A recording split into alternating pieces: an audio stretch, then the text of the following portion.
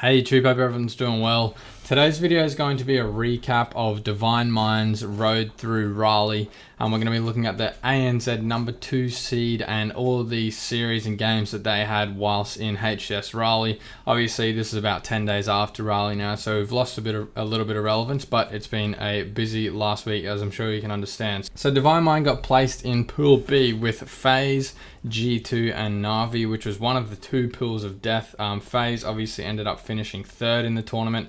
Na'Vi finished top 8 and G2 finished top 12.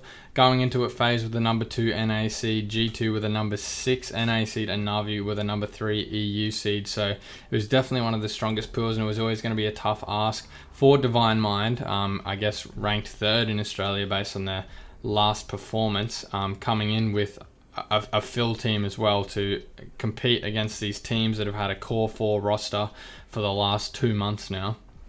But nonetheless, they obviously gave it their best shot. So Pool Series 1 was against Na'Vi, and we had the same maps and modes that we had for Chiefs and Bing Chillin', that being Live Fire, Strongholds, Aquarius Slayer, Bizarre Flag, Recharge Oddball, and Street Slayer. So this game 1, Live Fire, Strongholds. Na'Vi have complete and total control over the map for the entire game due to the large kill difference that they're able to maintain whilst rotating and winning their pivs, which gives them an easy 250-30 win over Divine Mind in game 1. And it's clearly not the display the DM boys were hoping for against arguably the worst team in their pool. So not a confidence-inspiring first game out of them. Nonetheless, they move on to Aquarius Slayer in game 2, and after such a harsh game 1 loss, I think that these boys really would have wanted to come out the gate swinging in game 2, purely from the mental standpoint. But unfortunately, the game starts off pretty much as poorly as it possibly could have, with Jimbo overkilling them within the first 45 seconds of the game, and then it felt like for the rest of the game, the boys on the side of Na'Vi were picking up double kills, perfect and individual kills they really didn't have to work too hard for, resulting in them ultimately winning the game 50-29. Everyone on the side of Divine Mind was negative, but Rated and Flex had exceptionally poor games, going 3-4 for 12 and 5-2 for 14 respectively, which is going to make any Slayer at this level incredibly difficult for the rest of the team. So we moved into game 3, Bizarre Flag, and the prospect of an early flag looked good for the Divine Mind boys as they slayed Na'Vi and pulled a flag out through the house and front balcony whilst continuing to pick up kills, getting the flag all the way back to their courtyard. But somehow, even whilst numbers down, Na'Vi managed to secure the return and pull a counter cap, which Na'Vi then go on to secure and put themselves up 1-0. So Na'Vi then continued to put the remaining 4 flags on the board uncontested and finished the game 5-0 with a minute still left on the clock. Again, Rated performed the worst if we're going off stats. He went 8 kills, 10 assists and 20 deaths, with Flex being the only one on the side of Divine Mind to even break even, 17 for 17. And I think that was for the whole series. He was the only one that broke even out of all those 3 games. So going forward into the next series, we really needed to see Divine Mind pick it up if they were going to have a chance, but it did not look favourable for them given they're coming up against FaZe, who, if you're looking at teams on paper and who should and shouldn't perform, FaZe is obviously a stronger team than Na'Vi. The maps that we had here were Aquarius Flag, Recharge Slayer, Live Fire Oddball, Street Strongholds, and Bizarre Slayer.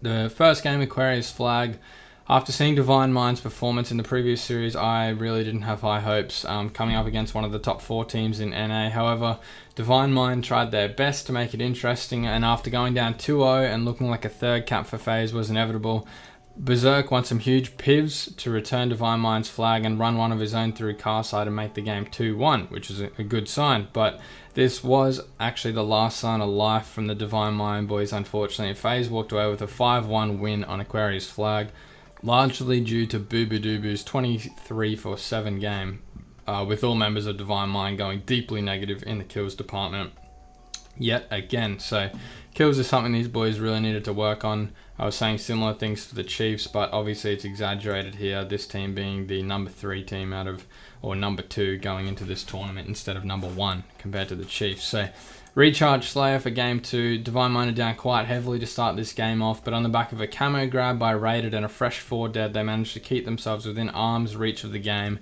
at the mid-game with a 30-22 scoreline in FaZe's favour. but they failed to execute on their next push and go 3 dead, really giving up the advantage they gained and leading FaZe to a 50-35 win in the end. Game 3, live fire or ball. I really don't have much to say. In the first round, FaZe held the ball around A spawn all round, and Divine Mind couldn't even come close to threatening them, and FaZe ultimately win that 100-0. Like I said, they seem to be struggling with the same concept that Chiefs did, in that they were getting baited in by the ball and giving up free deaths with no damage output prior to the push, which obviously is going to result in a lot of ball time for the other team. So after what was appearing to be another blowout in round 2, there was a lag out on the side of FaZe, giving Divine Mind a second chance to keep the series alive, and they grab it by the balls and milk it for all it's worth. They do a good job.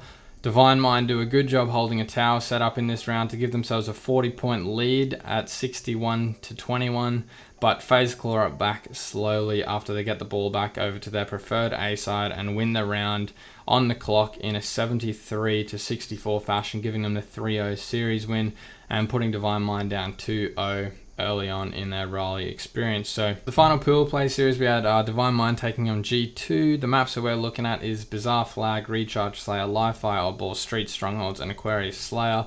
Theoretically, this was their best chance at getting any maps or series wins, given the matchup between G2, Na'Vi, and FaZe. So game 1, we had a Bizarre Flag. Divine Mind have a surprisingly good start in this game, as they managed to go even in slays in the first 2 to 3 minutes and even get a flag all the way to their double doors with kills on their side. But Sab goes huge to get a double kill and the return, whilst G2 work on a counter cap to put Divine Mind down 1-0 early on. Divine Mind really struggled to get Sab and his Bulldog out of their base for the next 3 or so minutes of the game, and he creates enough damage and enough of a distraction to get G2 a second cap.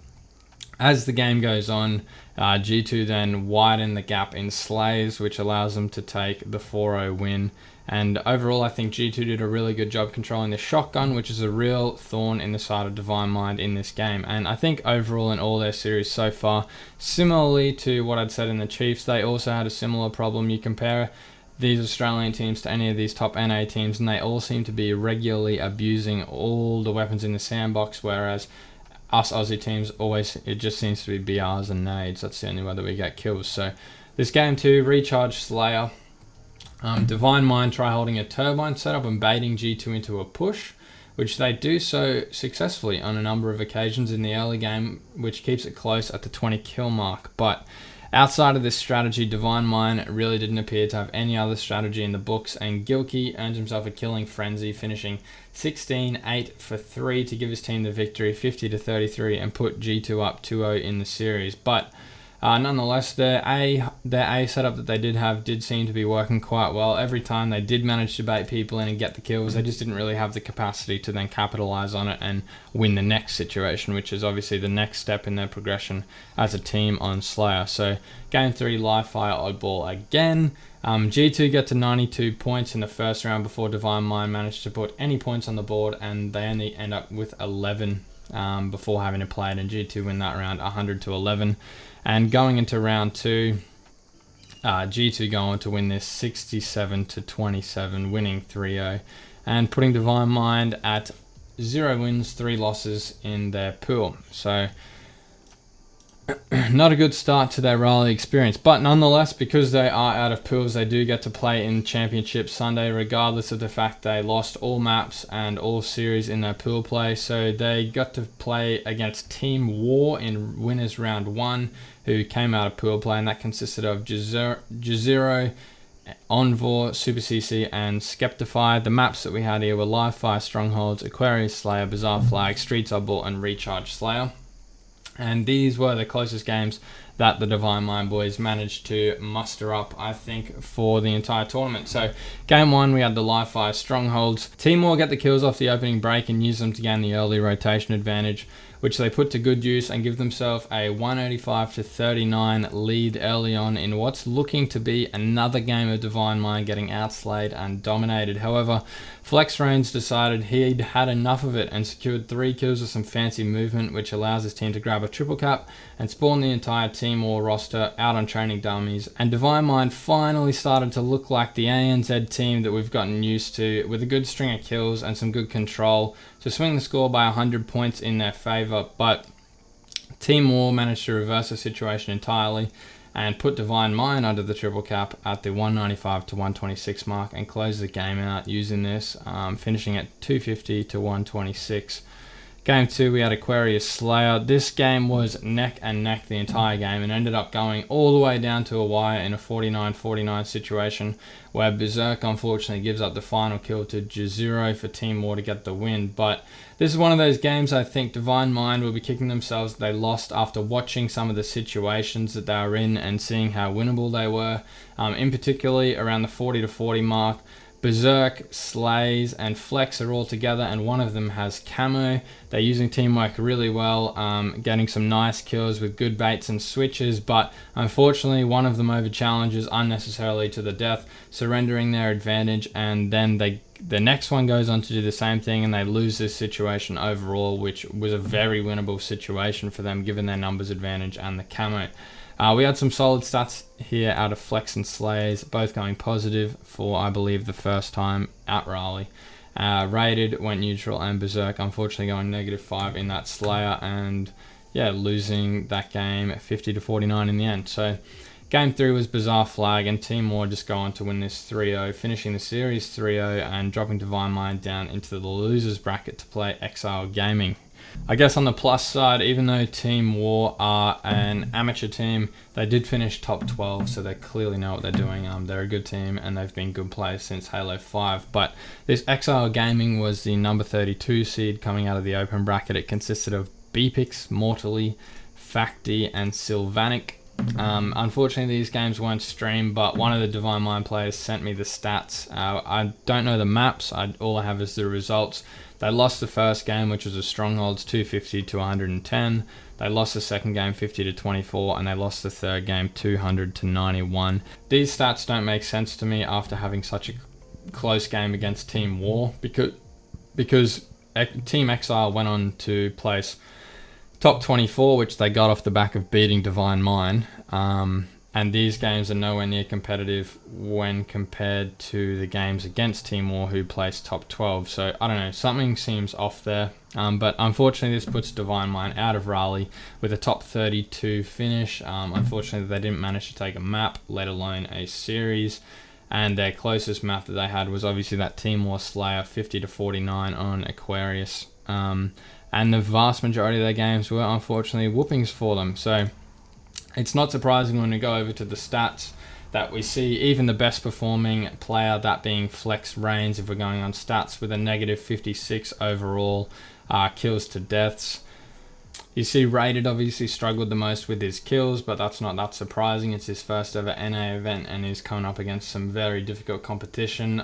Berserk with the most deaths, but simultaneously with the most assists and very close to even in kills with even the top slaying players on Divine Mind. So you have to wonder if that was due to, I guess, Berserk's role that he was playing within the team. Maybe he's the aggressor that pushes up, does the damage, and his teammates clean it, resulting in a lot of engagements, but also a lot of deaths overall. But obviously really hurt his KD with both Rated and Berserk having an overall KD ratio in the event of 0.65. I have also separated the statistics for pool play and for champ brackets, just so you can get a further insight into where these guys stand in terms of AM or pros in America. So I'm looking at the pool play stats. You can see everyone fairly consistently performing poorly. Berserk and Raid are both going -58. Slay's performing the best at -52, and Flex the second best at -53. This is against obviously G2, who finished top 12, Navi, who finished top 8, and FaZe, who finished 3rd. And you compare this to the champ bracket stats, where Flex Range was kind of the shining light for this team, having the most kills, least deaths, and obviously the best KD in line with that. Not really that close to everyone else's KD, ended up 0.96, so 0.12 above the next best, that being Slays. Berserk obviously struggled here with the most deaths, but again the most assists, so a bit of a trend here. You can see I think Berserk's the one putting his life on the line and really damaging the opposition, and his teammates are the ones cleaning them up and doing their best to do what they can on the map after the fact. So yeah, pretty unfortunate overall for the Divine Mind boys. Nonetheless, they would have got some good experience out of it. It would have been a good learning curve for them. and hopefully we'll see if they stick together and what the plan is for Divine Mind moving forward, because obviously there's the junior situation, then there's the flex range situation. What's he gonna do moving forward? Who knows?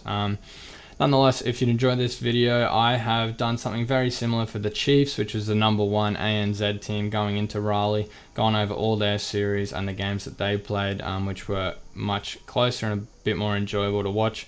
So yep, if you want to see that, that will be linked at the end of the video.